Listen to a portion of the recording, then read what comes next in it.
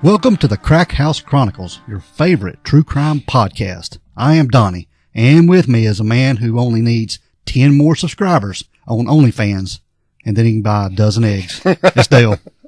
What's up, man? What's going on? Yeah, I got a cure for that. I'm gonna get my new photo of my toes in a bowl of ice cream, and I think that'll put me over the top. Dude, I don't want any more ice cream for a while.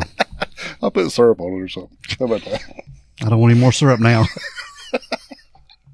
Okay, I'm done with food. I'm done with everything. See me for more dietary tips. What's going on, dude? What's happening, man? I'm just glad to be here, man. Yeah, man, having a blast, aren't we? Having a ball. On this National Missing Persons Day? Yeah.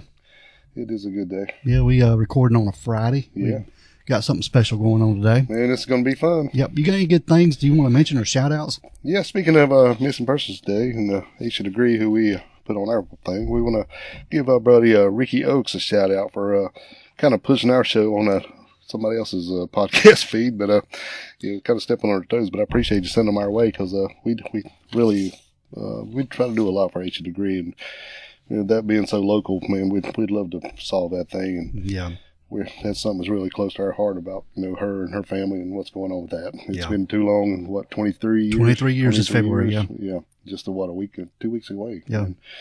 And also like to give a shout out to our buddy Chris Waynick, man. Thanks for the PayPal donation. You are going above and beyond, and we appreciate everything you do, man. Yep.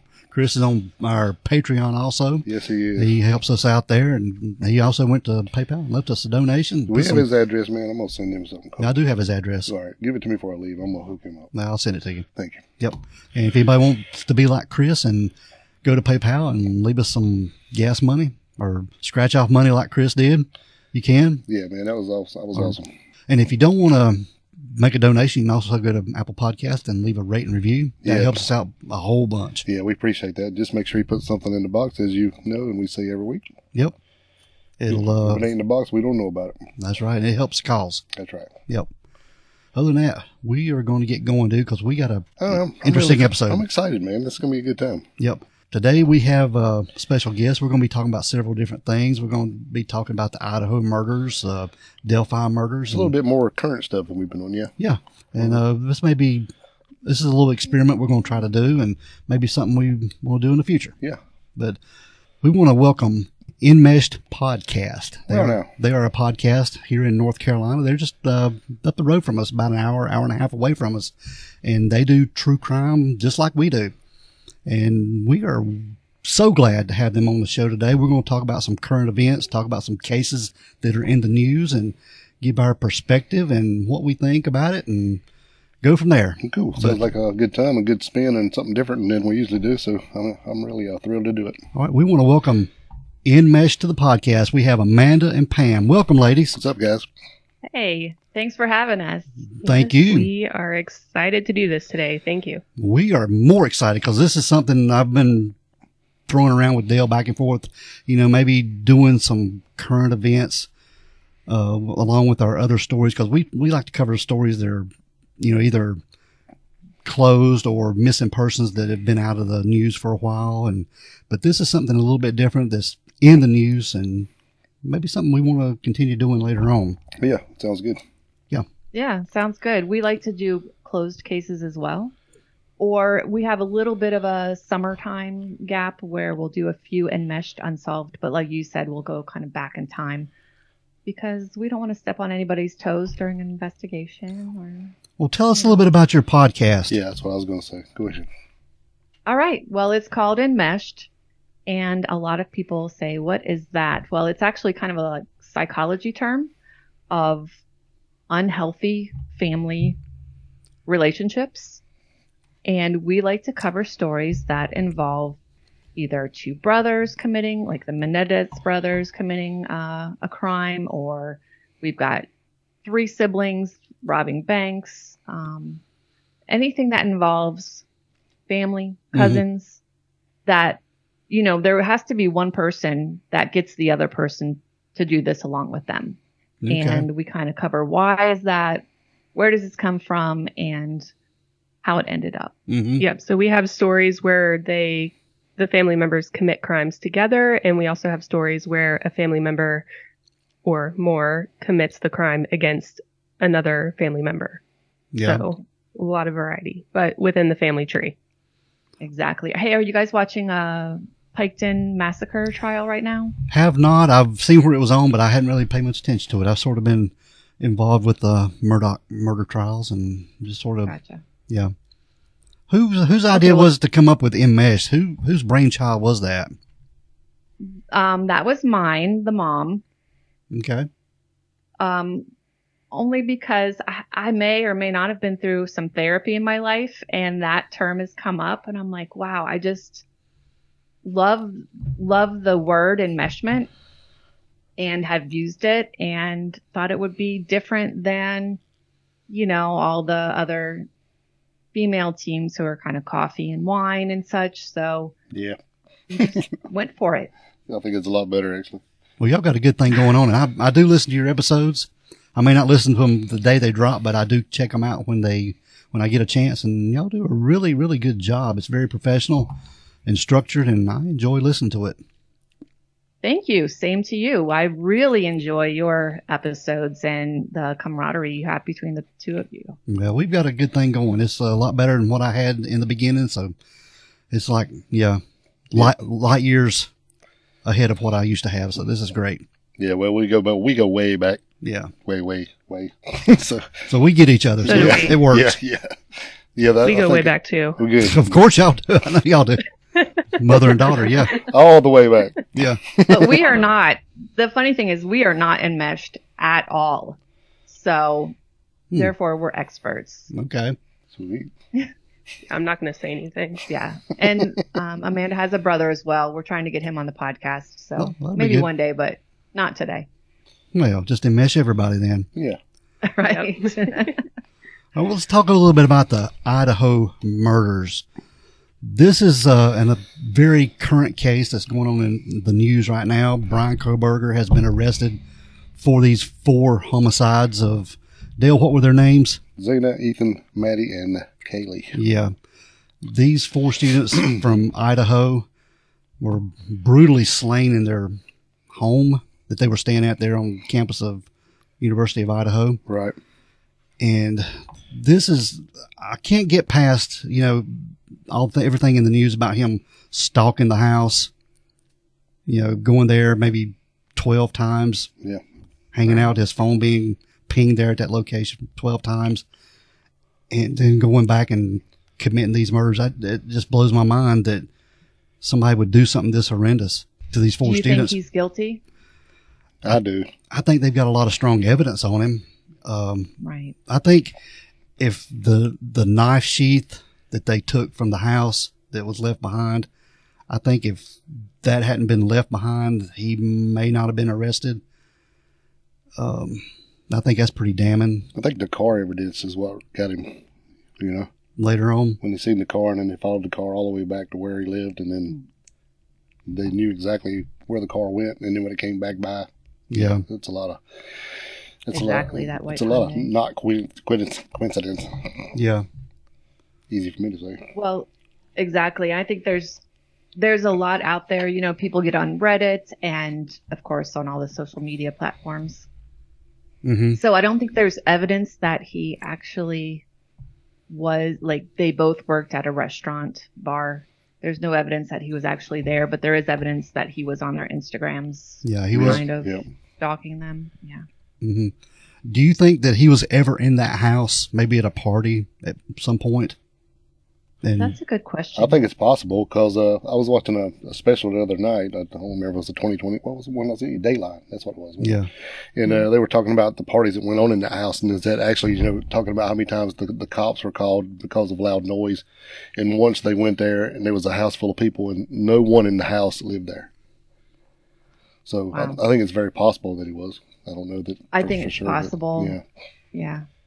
I think there was definitely a lack of boundaries there in that house, but it's college and they're partying. And yeah. So do you think he's killed before since he's from Pennsylvania? That is a very good question. Sure is. I mean, who starts out committing 4 murders at one time? It's pretty ballsy to go in a house with 6 people in it. Yeah. And just start stabbing. Yeah. Now, whether he knew that and he knew 6 people were in the house, I don't know. But yeah, it's a I don't know. You don't go from nothing to 4, you know? Yeah. I don't think.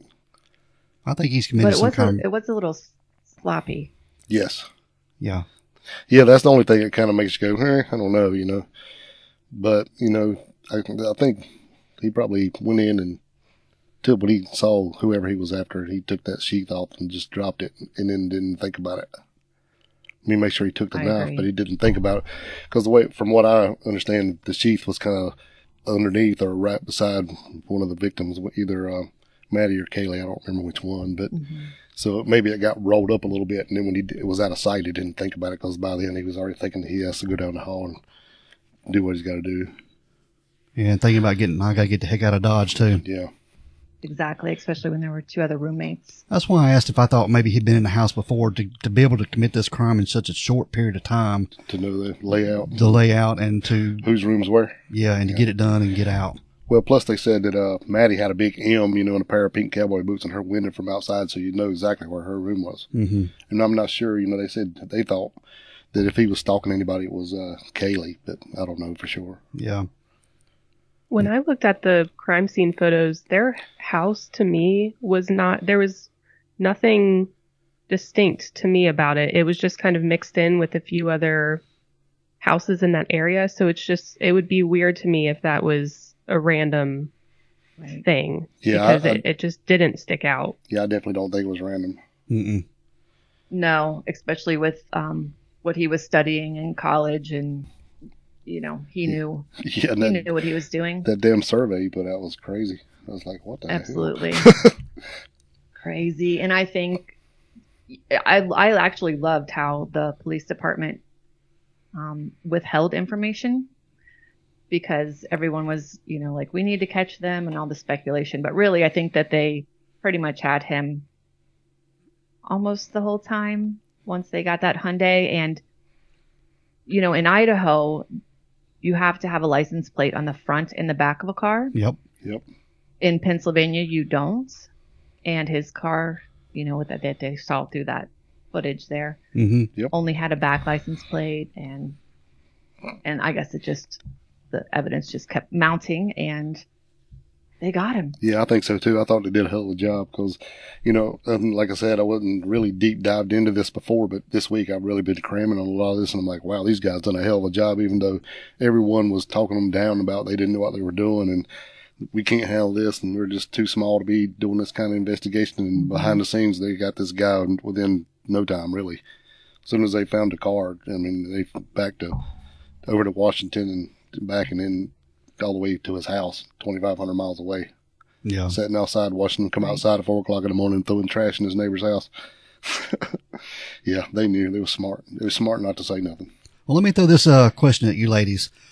Do you think perhaps Brian's father knew he had done this? Committed this crime?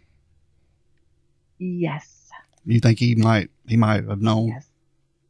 Really? I think so. Yeah. What do you think? I don't see how he wouldn't know. I mean, this is right. This was right before Thanksgiving. Him going back to Pennsylvania. Yeah, he flew out and they drove the car back. Yeah, 2,500 miles. Exactly. Yeah, I don't know, man. Yeah, and people were saying that Brian's demeanor had changed after the murders, so there had to be something noticeable. And that's where we get into our enmeshed, like whenever a family member covers for another family member, you know, just that whole relationship of what would you do? Yeah, right. This if it was your son. This is why I posed this question to you guys. What if you thought maybe the father or even Brian's mother might have known he'd committed this crime? And plus him cleaning the car up in the middle of the night, taking the trash out, putting it in the neighbor's bin. Right. You know. Now, it's said that he has OCD, but I think that's a little extreme even for somebody with OCD. Yeah. To be doing that in the middle of the night. Yeah. That's why I was thinking maybe, doing it in the middle of the night, he's trying to hide it from his parents too, I would think. Maybe. I don't know. They had to know something. You know, if you look back into his background, he was a chubby kid who was constantly made fun of. Yeah, he's picked on. So he picked on. People want to try to say he's an incel now, which I'm not really buying that. I don't think he's bad looking or anything that he couldn't actually go on a date, and have a relationship. But I don't know. I think the motivation must have been she rejected him, or somebody that he could never get on his own. I know he took heroin in order to lose that weight. And I mean, obviously he's intelligent if he's made it through that many levels of criminal justice. Yeah. Right. In the PhD program. That's for sure. Right. Exactly. In the PhD program. Yeah. So it just blows my mind, the stalking aspect of it, scoping these girls out. I don't know if anyone in particular was targeted. Dale and I have talked about this. He could have been rejected by one of them at that vegan restaurant that they worked at. Right. Or on Instagram, I think he was constantly sending them messages. Yeah. But I don't know, sometimes Instagram messages will go to that little folder that's, it's like a request. Yeah. Request folder. Yes. And you don't see them. And I mean, we get them too, and I don't see them. Right. And people say they don't answer my message, but we really don't see them. Right. So I kind of get that in a way. It's true. I heard today where he's talking about where he had went into some bar somewhere and had been kind of being rude to some of the waitresses and stuff after having a couple beers. So it's definitely where he could go in and just say he just says whatever he wants to say. And then, if he said it to these girls, they didn't look like the kind of girls that was just going to let somebody talk to him like that, They would probably kind of put him in his place, and that would definitely set him off, I would think, Yeah. Mm-hmm. If he's already looking to be over everybody, he's tired of being bullied, it's his turn. What all have they released on this guy that they have? Just the knife sheath and the phone data? Is that the phone and, of course, the car. The car. Yeah, right, the car. One. And some people are saying, oh, he was framed, but I absolutely believe it was him, especially with everything they found from, like you said, the survey.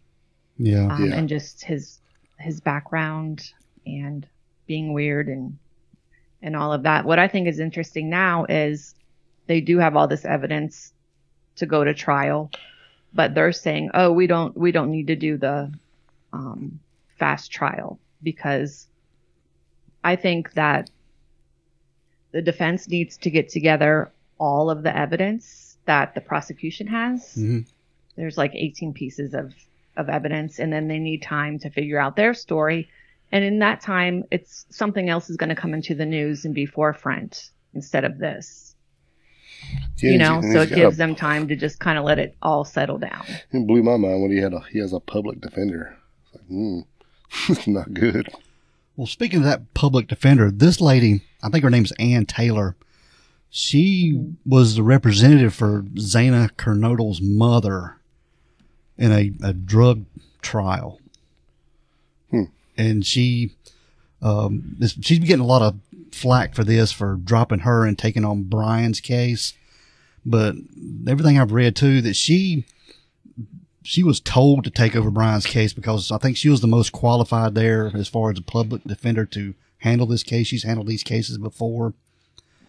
And Zana's mother is really, speaking out against this. I mean, he's the one, arrested for killing her daughter, but they're saying how they could pull her off of her case to defend him, and him the one that's murdered her daughter.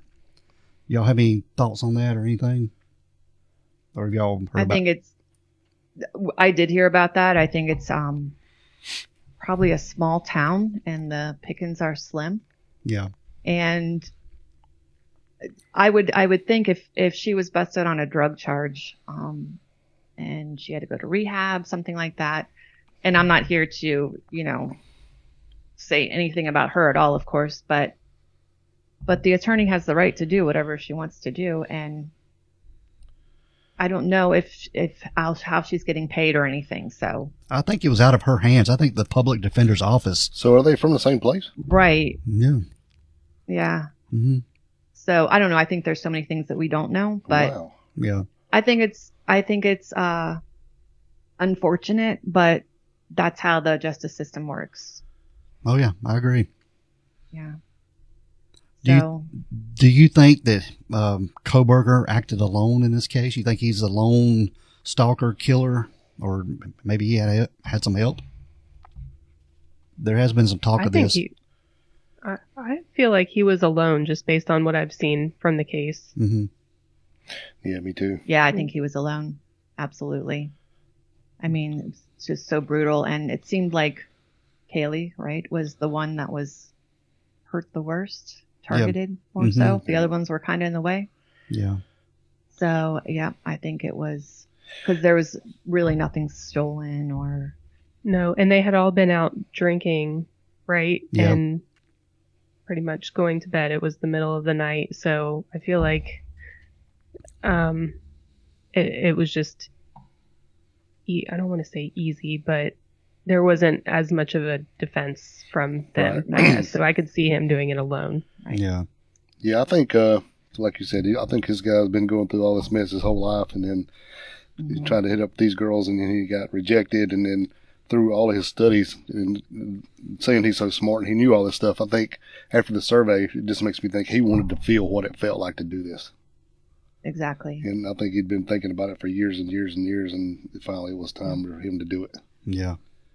Right. And he's probably practiced on animals or, whatever. Right. Yeah, I don't think it's his first very possible. Any kill, but, I don't know if, like you said, yeah, I think he started somewhere else, but I don't think he's very, very good at it. No. Mm-mm. Oh, and one more. People compare him. Oh, go ahead. No. Oh, and one more thing about this. Zana had ordered DoorDash that morning and was on TikTok too, close to the time of the murders. So her and I guess maybe her boyfriend Ethan had to be awake. Well, it was about 4 or 4:10, I think, when they said she was on TikTok. But, and also, you said DoorDash doesn't necessarily mean they ordered food. This is true. Because when we were in Florida a couple weeks ago, we DoorDashed some bottle of Fireball, because you can get anything off of DoorDash. Yeah. So, it probably, sorry, but we're at the hotel. We didn't have any cars, so like, what the hell? But, yeah, so it not necessarily mean that they ordered food. It probably was, but what restaurants open at 4 a.m? I don't know many. Yeah, they could have ordered anything. In a college town, it could be different, I guess, but yeah, so. That's true. That is true. I can tell you this, it sure looks cold there. Yeah. Yeah, they can have that. Yeah. Mm-hmm. Y'all have any more? People were, I'm going to say one more thing here. Yeah, go ahead. I've heard people trying to compare him to Ted Bundy, all the serial killers, especially coming from Washington there. But I don't see this as a serial killing, of course. It was a massacre. Mm-hmm. And, serial killers, he might have had that mentality. And I think he could have become a serial killer easily. But I don't label him as a serial killer. How about you guys? No. This was just, evidently, if they don't have anything else on him, this was his first kill. Well, you can go technically, he killed more than 3 people.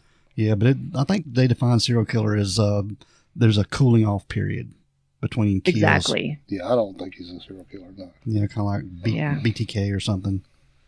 Right. There's a cooling off, right, and a pattern, and which don't you think it could have come to that? Now, I seen where Carrie said that he did study under someone who was really into her dad. Yeah, Ramsland, she was a professor at in Pennsylvania. He studied under. Yeah. Mm-hmm. That's kind of scary. I saw her tweet that out. That is scary. Mm-hmm. I bet Pennsylvania's looking at a few of their cases right now, close to the Poconos. Hell yeah, I would be. They are. They got to be. Any missing persons or unsolved murders or anything, they've got to be looking at that. I'm sure that DNA machine's wide open. Yeah. What do you guys think about? With technology today, they can even tell if you're plugging your phone into your charger. They can go back and tell that. Yeah. How do people think they can get away with anything? I know, not have the a phone. cameras. If you got that phone on your hip, if you got that phone on your hip or in your pocket, you're being tracked. Mm-hmm. Yeah. Not only that, but in cities, there's cameras at everywhere Yeah. corner. Yeah. Everywhere. Yeah, I don't see how people think they can get away with murder or anything with all this stuff going on. Yeah, I was listening to a special in this case with a guy from the CIA, and they was talking to him, and his phone, it didn't sound real good like this quality we have with you guys. And they were asking him about it, and he goes, no, I don't have a smartphone. He said, well, I have one. It's data plan only, and I use it for either photos, video, or GPS. Otherwise, I use this flip phone I'm talking to right now. He said, I don't have a smartphone. It's not hooked up to the system. Wow. That's smart, really. Yeah. But he's CIA. Yeah. I mean, I'm sure he's nervous. Yeah. Right. Huh. Well, it's a catch-22 because you can turn off your location and all of that, but I may want to be found one day. Yeah. Mm-hmm. You know? Yeah, it definitely comes in handy, and you're exactly right. I mean, it's like, what's that stuff you got? My kids got on the phone. Oh, Zoom. Live 360. Live 360. Yeah, we have that. Oh, and they're yeah. like, Oh, yes. and I'm like, you got to have it on there. I'm paying for your phone. It's going to be on there. And they're like, well, but then one night we couldn't find her, and she was asleep at some friend's house, and we tracked her down. And then another time that she thought she had lost her phone, and it actually had fell down between her sister's seat in the console, and they couldn't see it. So they called home, and then looked on there, and when her sister left to go to the store that they were at previously, I said, your phone's in her car because it's moving right now. So it comes in handy that way, but, also you're not getting away with anything. Mm-hmm. Nice. Yeah. When my kids were growing up, and Amanda's 33 now, so not that long ago, but I don't think we had cell phones yet. She was getting on MySpace on dial-up computer, but we did have a key logger back then that Right. you could go, track and see who they were talking to and what they were saying. So there's always been Well, something. that's some shit. By the way, By the way. Learning of this. by the way, Yeah. these are You knew all your you got two passwords. girls. These are things you need to know. Well, they'll have a conversation after we get done today. Yeah, but there's going to be a follow-up conversation on that one. Like, what the heck, Ma? Oh, yeah, we do everything. Yeah, we knew stuff. Yep. Yeah. We know stuff. Yeah, that's right. Right. Same with teenagers. They think they can get away with anything, but Mhm. Yeah. not so much. Well, let's talk about the Dephi murders a little bit, going over there in Indiana. All right. Yeah, this is another. Boy, I was about to cry listening to some of this mess. Yeah, it's been going on for a little over 4 years now, and they just made an arrest here back. Well, it was November on this Richard Allen. Yeah, I think that's supposed to start in I think it was March, right? Halloween. Yeah. Yeah, it was Halloween. Yeah. Okay. October 31st. So, and I haven't heard of much they have on this guy. I think other than the bullet casing they found at the murder scene. It was an unspent shell. And I know they searched his home, took a bunch of stuff, and maybe dug up in the yard some things, but I don't know what all they have on this guy. You're not telling, man. No. Didn't they interviewed him originally as a person of interest? Yeah. I think they had so many. Yeah. They did. Well, yeah. And he admitted. Yeah, and he confirmed that he was there. Yeah, he admitted it. Yeah. He said- And the clothes, I think he mentioned the clothes he was wearing at that interview, and they were a match to the footage that was on the phone, correct? Mm-hmm. Yeah. Right. I can only imagine that it's taken them this long to gather all the evidence that they need. And, there was a reward of, I think, $225,000 for a tip. Yeah. And tips came in globally. Oh, yeah. But I'm going to say a family member turned him in and that they were tracking him. That's what I think. I mean, because it did take 5 years. Mhm. And they did have his voice on from Abby's phone or, The phone. Yeah. from one of the girls' phones. And they have not actually even said how these girls died, just that there was a lot of blood loss and then the unspent shell. Yeah. Yeah, they won't So tell. they haven't released a lot of information. No. We don't know if they were sexually assaulted or... Yeah, we don't any know of that. anything about this. Right. They, Which is frustrating for us. yeah, they said the crime scene was very brutal. Yeah. That's all we know. Yeah. And it was staged. But other than that, Right. there was nothing else. Yeah, and possibly But they don't even three say how it different was signatures, staged. right? It said possibly 3 different kind of signatures they left. I was like, 3. Yeah. I don't know. This Richard Allen guy, And also, there's another thing too. They determined the width of the bridge with the height of bridge guy. Doing a little math and geometry that I never studied in school much, but they determined that the guy walking on the bridge had to be at least 6 feet tall from doing the math. But Richard Allen is a very short man. He's only like, what, 5'4", 5'5", maybe? Yeah, he's short, but he's got short legs, but his torso is longer. Mm-hmm. And he was the manager at CVS, which, by the way, is my favorite store of all time ever. Mm-hmm. So, he was the manager, and I don't think that there was any talk at the store like, wow, it could have been him, even though they had posters at every window possible. Mm-hmm. I think we even saw a picture of him where the poster was behind him at a party because the posters were everywhere. Yeah, he was at a bar. Yeah, and it was right behind him. Yeah. Right. Yeah. He's 5'4". Creepy. Yeah, he's short. 5'4". Okay. But they said his clothes were always baggy. And then once that they kind of put it together, that picture, it's like, oh yeah, that does look like him. But he's quiet. He's nice. He's married. There just wasn't anything, but he only lived a mile and a half from the crime scene. Right. Yeah, So, and they said that one of the off-shooting creeks goes right by his house, so he sure would know the place very well.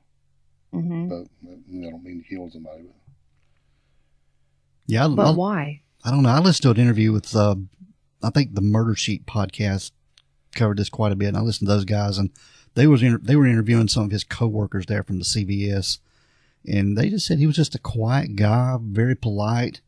Helped all the customers, just friendly guy. so was Jeffrey Dahmer. Yeah, true. Well, yeah, but he's, Alan is married, and I don't know whether he has kids or not. I know He does have a kid, yeah. Yep. He does? Mhm. Okay. So he's 50 now, so he was like, I don't know, 44 or 45 at the time. But there doesn't seem to be any other history. Yeah, I know. I mean, nothing. Yeah, he don't have any criminal record at all. Right. So, I don't know. Well, he did look a little shell-shocked in his mugshot. Yeah. Mm-hmm. Yeah. So yeah. So how did they even get on his trail? Do we know? I think it was a tip. Okay. Yeah, could've and then been. they went to his house and they found the gun that matched the unspent shell. Mhm. However they do that. Yeah. And then I think there was something about the clothes, but honestly, I think it was a tip from inside. Could have been. Yeah, if it's an unspent shell, if they got it from the casing, it would have to be ejected from the gun. Otherwise, they wouldn't have nothing. Yeah. Because when it's ejected, a little mark or whatever from that gun marks the shells different ways. So if he would just have dropped one, they would have nothing. But Yeah. It's got I'm sorry, I didn't mean to cut you off there. It's interesting Yeah. because I don't know much about guns and all that, but They had the voice recording out there for several years as right. well. I mean, that was very public, and it was asked that if anyone recognized the voice, then to call in. So it could have been related to the voice recording. that's right. And the voice said, "Go down the hill." Mm-hmm. Yeah. Down the hill. Down the hill. Guys, down the hill. Down the hill. Down the hill. Yeah. Yeah. Down the hill. But this reported they have a bunch more video that goes along with that they haven't released.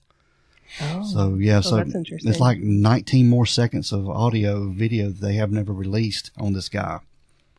Well, it's probably if it's as bad as the first part that they said sounds pretty good, then I think she probably got a little bit of video and probably put it in her pocket, and the rest of it just probably garbled. Could have been. Because on what was that when I was listening Down the Hill podcast I was listening to, they were talking to the guy at the end. He said that there's not a lot. He said, I know everybody thinks there's just this great massive amount of video and stuff on there, but it's not nearly what you think it is. Of course, they're not going to release it anyway, but they might later during the trial. Could be. That's what, next month, right? Yeah. Yeah. Right. I'm going to say their evidence is strong enough for them to make this move that they've got him, and it's going to come out, and we're going to be like, oh. Yeah, I think so. Yeah, a lot of people don't think this cat did it, but I'm not sure. Yeah. All right, I'm going to pose this question again to you ladies. Same question I had for the Idaho murders. Do you think Richard Allen's wife knew anything about this? I wish we knew more. Yeah. But I'm going to say she had suspicions. Yeah, I agree. Yeah, she just disappeared off the map, too. I think she's staying somewhere else with some relatives or something. So Right. But you know what's going to happen whenever the tipster comes out? The police department, which is basically government, has to write a check, and that check will be public. Yeah. So they'll that know. will one day come out. This is true. That'd be hell with him if his wife told him so she'd get the check. Yeah, I don't know. It's crazy. Yeah. But I'm going to say guilty to all of the above for right now. So. Do you think? I think his trial is going to be there in Delphi, Indiana, but the jury is coming in from another town. I think they're coming in from somewhere else because they have nowhere to go. I mean, they try to go 100 miles any direction. There's really nowhere to go. Yeah, it's not like it. There's nobody that doesn't know about it. Yeah. Right. Do you think he acted alone? Do you think he had help, or this was just a one-off for him too? Kind of like Kohberger in the Idaho Murders. Yeah. I'm going to say alone. Yeah. You think he was alone? Alone. Yeah. And probably a one-off. So, one and done. Well, but what's crazy about this whole case is the Keegan Kline aspect of it, the angle, him Snapchatting the girls, pretending to be a teenage boy. I think it was Anthony Schatz. And, and he was right there in the area from Peru, Indiana. And then this happens, and they've arrested some other guy for this Richard Allen. Keegan Kline is in jail for unrelated crimes. I think child pornography and solicitation of a minor or something. But, he's saying that he didn't have anything to do with this. And he's been interviewed quite a bit on it. But it's just weird that he was the one that was Snapchatting him and then just so close to him. It's weird. I don't know. That is weird. Well, what's your opinion? I don't know. I've even thought about it. Maybe Keegan Kline and Richard Allen knew each other, and they were passing the information along that maybe to tell Richard Allen, hey, these girls are going to be there that day. If you want to go over there, sharing photos. Yeah, I thought it's very possible. Gosh, that is possible. That's horrible. Yeah. Yeah. Well, we will soon find out. Yeah. I can't wait. And you know what? There's death penalty in Indiana. Yeah. It's a death penalty state, so he might start talking. Yeah. Hey, pull some evidence out. He may enter a guilty plea. Mm-hmm. Yep. Right. Start talking. That's the Piketon Massacre. That's what happened. The 4 family members killed 8 family members of another family, and they wanted off the death penalty, so one started talking. Mm-hmm. And that's that. Yeah. Yeah, they get real. They're all tough till that stuff comes out. Yeah. I can't wait for this Richard Allen to get started. This trial. This is going to be very interesting to see what happens with this and what comes out. Will it be televised? We don't know yet. We don't know. Okay. I hope it will, but you never know. Right. It needs to be. Whatever the judge decides. Yeah. Well, how about the other big trial going on right now? Oh, the Murdaugh. Oh boy. Yeah. Yeah. I've what a mess. I've been listening to this quite extensively. He watches me at work sometimes, and that's what I'm listening to here lately through my earbuds. And this is pretty crazy. They've got a lot on him, and I don't know. I think he's guilty. I think he's guilty of it. Guilty. Yeah. Yeah. He's guilty of a lot of things. Yeah. Being severely stupid is the first thing. Yeah. I mean, if you got that kind of money, what in the world? I had to get a beer last night. I was reading through just to make sure I had all the details of the case, and just the rabbit hole that I went down, I had to stop and just grab a drink so I could continue. Yeah. Yeah, there's 5 murders really associated with this whole case, not to mention all the fraud, embezzlement. The only thing that I think is a little bit questionable is that it is a good old boys network there in the Low Country. Mm-hmm. And his of course, he's a lawyer, and his father before his father. And so his grandfather's picture was hanging up in the courtroom. Yeah. And they had to take it down. Mm-hmm. That's a lot of power. And even though there's so much evidence and, he's doing all these crocodile tears and all that, I don't know. It worries me a little bit that there could be one little thing. Although I think they're chipping away at it with the Snapchat also that just came out. Yeah, the video with him, his voice on there, and they had two testify, I think it was yesterday, that was confirmed. They were Paul's buddies that confirmed it. It was Alex's voice on that Snapchat video, along with Maggie and Paul. And this was just minutes before they were murdered. And he said he was nowhere near the place. He said it was at his mother's, checking on her. Yep. Yeah, he claimed that when he got to the estate, they were already dead, and that's when he made the 911 call. So that is interesting. Which the 911 call was believable. He had the high-pitched voice and, all of that going for him. But he also knows the law. He knows exactly what to do. Right. Yeah. Well, it's just like the one we just did. But what was the motive here? I know he had 2 guns and shot his son, I guess, allegedly, in the chest. And then son was down and shot him again to where the brain detached from his head. Blew his brain out, Yeah. Like, what? Why? How in the hell can you do that? I don't know. My theory is that, Maggie, his wife, she worked part-time there at the law office and helping with bookkeeping and stuff. And I think she may have learned of his embezzlement and stuff and was maybe threatening to turn him in. That's my theory. I don't know, but I think she knew more than what was going on or what she told anybody, and she confronted him about it. Because they weren't living together. She was living at the house at Edisto Beach, and he was staying at the hunting lodge. Oh, okay. So, yeah. But everybody said they had a very happy and loving marriage, but I think they were troubles going on. And they weren't telling about. And they're trying to throw Paul under the bus, telling that he was careless with his guns. He would just leave them laying around everywhere, and leave one at the dog kennels, leave them at his buddy's house and in a truck or wherever. I think they're trying to use that angle of the defense to say that, he was careless and maybe somebody come up and got a gun and shot him and Maggie. But how old was Paul? 22, I think. Yeah, 22. Yeah. Now the other son is right behind him, right? Supporting him. Yeah, believing him. Yeah, he's been there in the courtroom every day, along with Alex's brother John Marvin. He's been there too. Right. Yeah. So which son was it that killed the girl on the boat wreck? That would be Paul, the one that got murdered. Yeah. Yeah. Right. Mallory Beach. Yeah, Mallory Beach. That was in 2019, I believe, where Paul was allegedly drunkenly driving the boat and crashed it, and they found Mallory, I believe, 8 days after they started searching for her. Yeah. Yeah. So not only Mallory, but also their live-in, I guess she didn't live in, but their housekeeper who were raising Gloria Satterfield.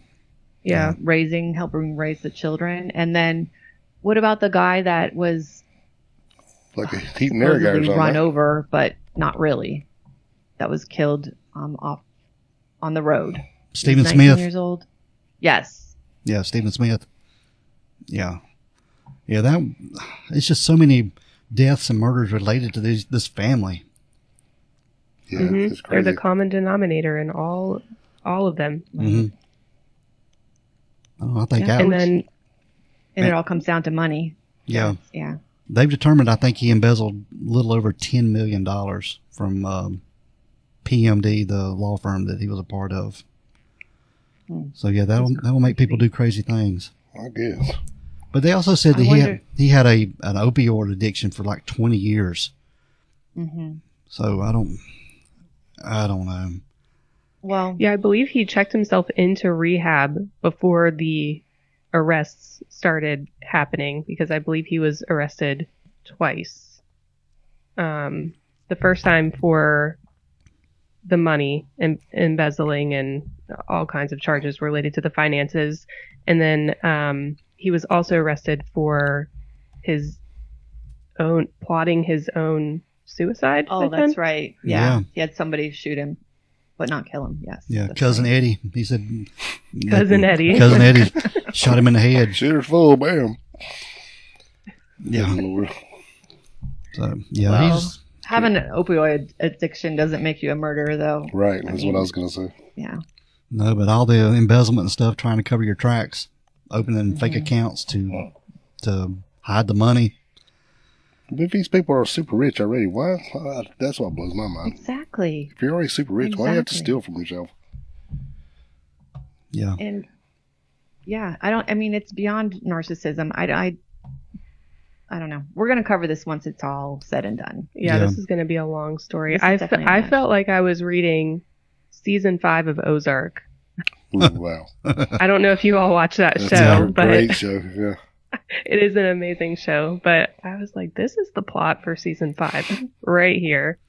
Mm-hmm. It's just crazy. Yeah, this is where you couldn't even make this up, though. Exactly. You know, true life is way more involved in, like you said, going down the rabbit hole than any fiction. Mm-hmm. But it's all coming out in the trial, and so hopefully they can find out what happened to him. Yeah, and they can, because I think he did it. I think he murdered Paul and Maggie. I mean, it's absolutely. Yeah. Yes. He did. Guilty. Yeah. Guilty. Well, I was reading an article yesterday.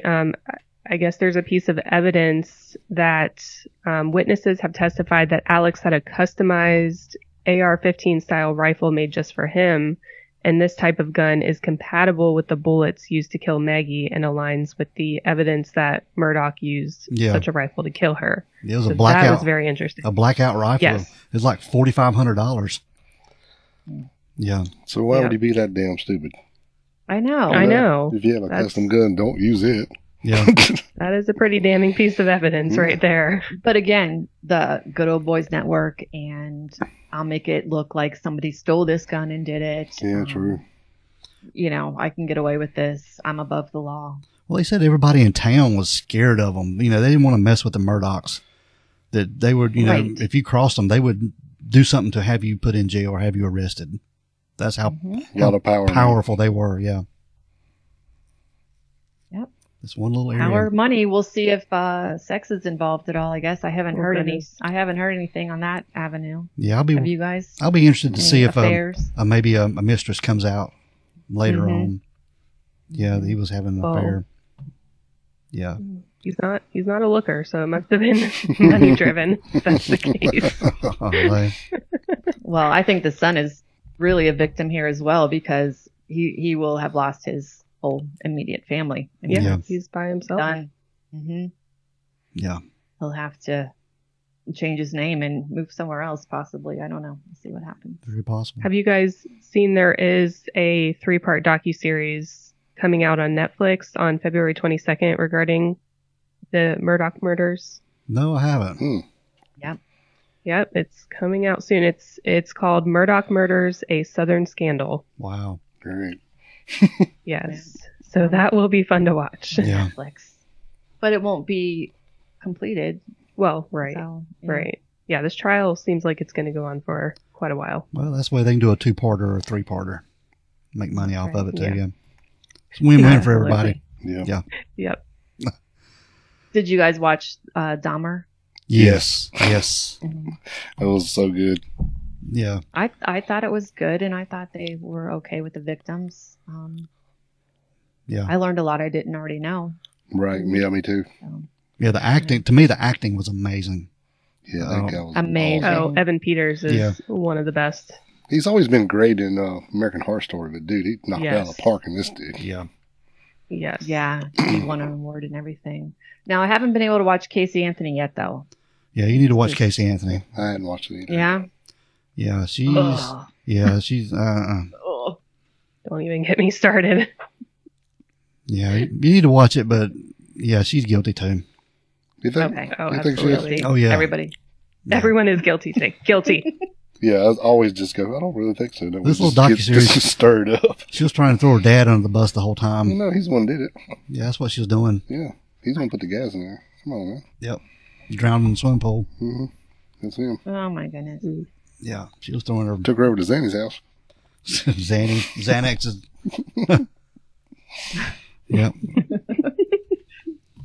Oh, well, we have one more case we want to talk about. It's actually not even a case yet. If you guys don't have anything else to add to Murdaugh, we'll have to revisit that one for sure. Yeah, definitely, yeah. But since it is Missing Person Day, and thank you guys for letting me know that early this morning, I saw. Yep. I saw that. Well, Donnie's on top of details. I'm going to give you that. Well, I hope you made a post on a missing person. I did. Okay, cool. The one that I'm going to talk about right now. All right, then. Bring it on. Okay. So where we are, here close to Charlotte, there is a missing 11-year-old girl. Her name is Madalina Cojocari.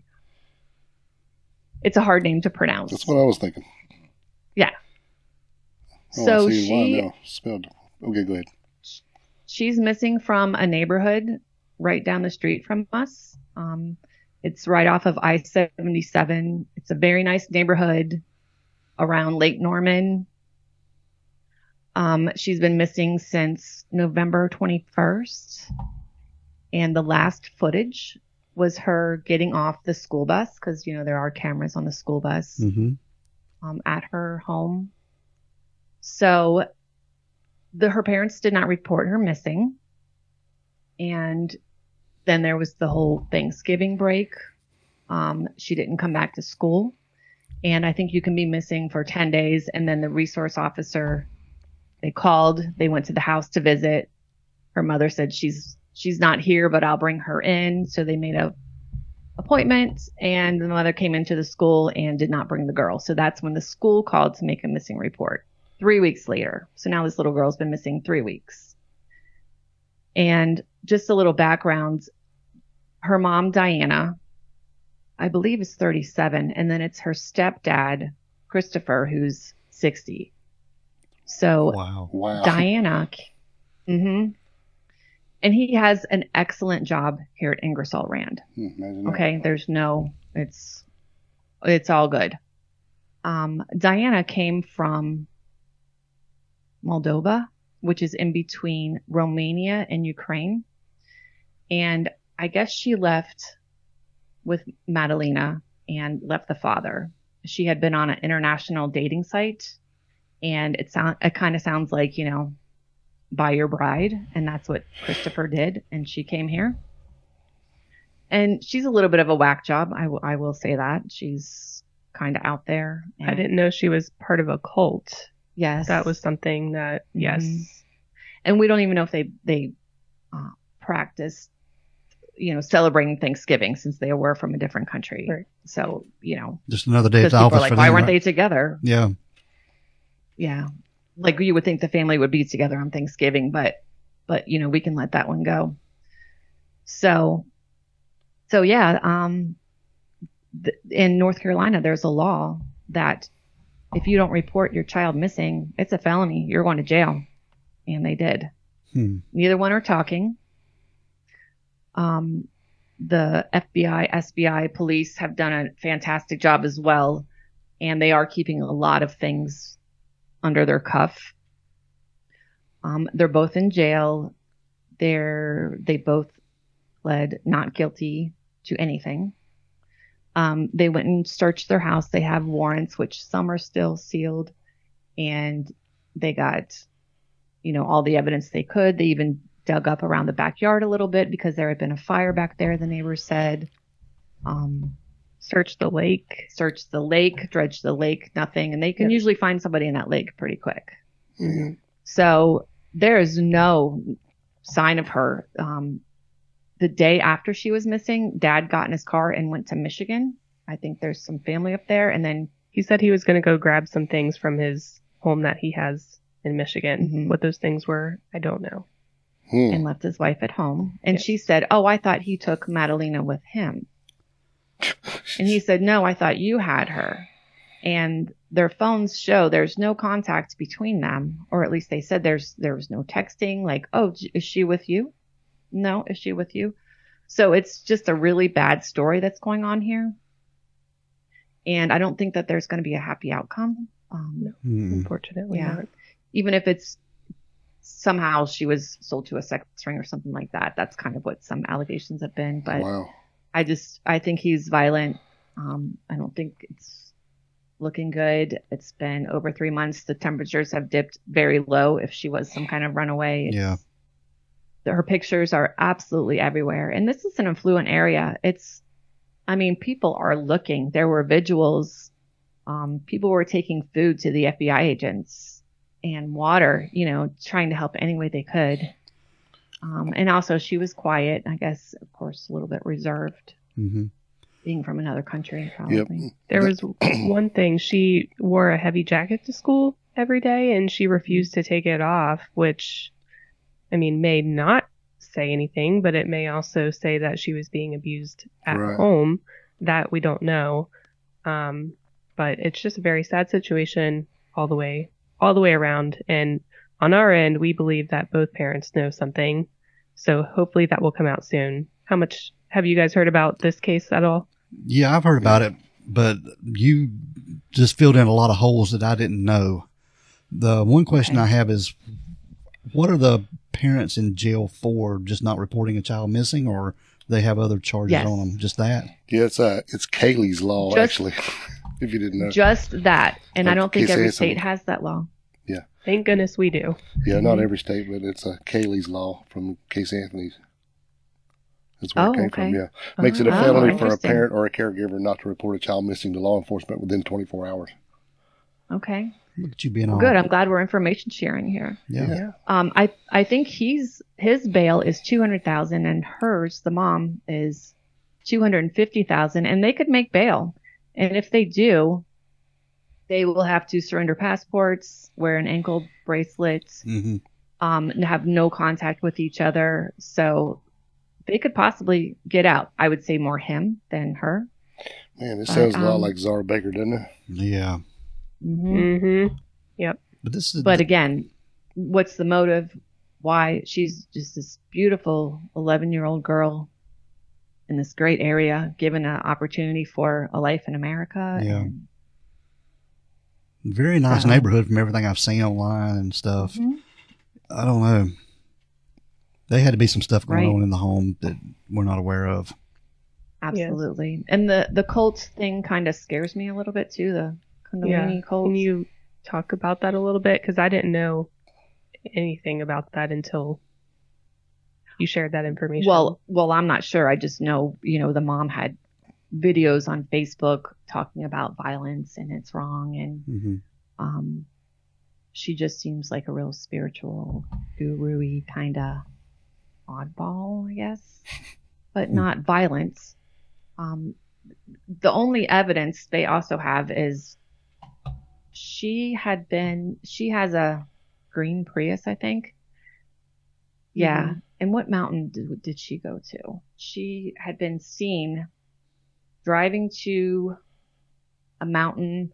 We'll have to get that exact mountain for you, and she had Madalina with her one time. This is just from eyewitness, and then left without Madalina. There's been a lot of tips, none that are concrete. But somebody had seen Madalina there a while ago. It's like she was scouting out a place to do something. Right. I don't know what that is. And we'll put some pictures up of the car. If anybody had seen it during that Thanksgiving time, maybe she took her there and did something with her. The family also wrote a letter. Actually, it was very nice. We miss her. We want her back, blah, blah, blah. And it was actually from his family. So. What are people saying around town there? Some of the locals, what are they saying? Do they have any theories? The only thing I have seen is it's not going to be a good outcome. Other than that, there was some mention about a fire happening in the backyard. I think there were some neighbors that mentioned that, so the fire was a big thing.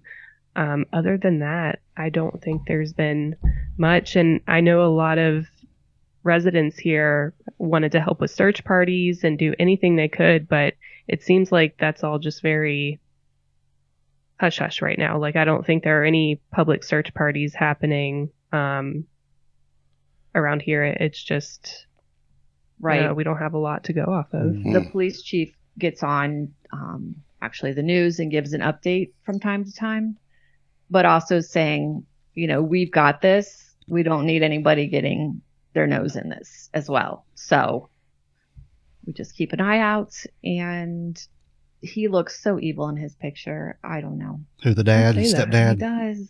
Oh, yeah, the dad? The stepdad. No, that's a female police chief. About the police chief. Awesome. I was like, don't say that. Yeah, this sounds just like a Zara Baker case. Said that they were looking for him. They had been in Madison County in the Prius. Yeah. Where's Madison County, Donnie? It's up in the mountains. Duh. Yeah. You know this stuff. And there's just nothing. They're not talking. Nothing. Nothing to go off of, as far as we know. As far as we know, right? What's and they're not talking, and they've unsealed a few of these warrants, but that didn't really give much, except there were 12 bags taken from the house, and just they're getting phone records and digging up the backyard. So they need to keep their ass in jail and keep Absolutely. Digging at them to try to get some information out of them. Yeah. Yeah. Unfortunately, they had plenty of time between her going missing and the police being notified to do a lot, cover up anything they needed to. Get their story straight. 3 weeks. Yeah. Yeah, exactly. And again, right off the highway, anybody, could, off 77, anybody could grab anybody and get on the highway and go. But I'm pretty sure you would report somebody missing within 3 weeks. Yeah. Especially if you're their parents. Absolutely. Crazy. So again, 11-year-old Madalina Cojocari. I think that's how you pronounce your name. You done better than I could. Yeah. Cojocari. I think I'm actually adding a syllable there. Yeah, that sounds like you. Yeah. I make up my own words, by the way. Yeah. Yeah, you ought to hear our podcast. We do a lot of editing after we make up our own words.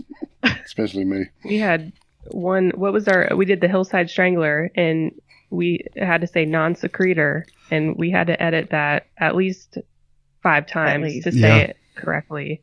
I couldn't get it. Yeah, that was funny. Yeah, that was funny. We do that too. Yeah. It happens. Yeah. So. Yeah, we'll have words and stuff that we're looking at and trying to, and they'll get tickled at me trying to say, what the hell are you saying over here? And it'll take him 6 more times to finally get it, and I'm just in the floor by then. He's like, you just love this shit, don't you? I know. And then you can't look at each other. You're trying to get through. It's like, this isn't funny. This isn't funny. Yeah. I think maybe we can make this an ongoing thing if you guys want. We'll every now and again get together and do this, because I see we have a pretty good time here. Chemistry as well, and had a good time. Yeah, absolutely. Let's do it. Good. Let's plan on it. Okay. All right, ladies, we're going to get out of here. Right. We appreciate you being on the show and thanks so much. Taking some time to talk about some cases going on. All right. Thanks for having us. Thank you very much for having us. All right. We'll see you next time. All right. Bye-bye. Next time. Bye-bye. Bye. Bye. All right, dude. Again, Dale, we want to thank Enmeshed for being on the show. Them ladies are great. They got a lot of good insight on some cases. They got a really good podcast they're putting out, and please check them out. Check them out. Give them some love and support. Yeah, it was really a lot of fun. I'm glad we did that, and it was a blast. Yep. All right, dude, we're going to get out of here, man. Well, let's roll. We want everyone to be safe. Please be careful and always be aware of your surroundings. Because the next episode could be about you. This is the Crack House Chronicles.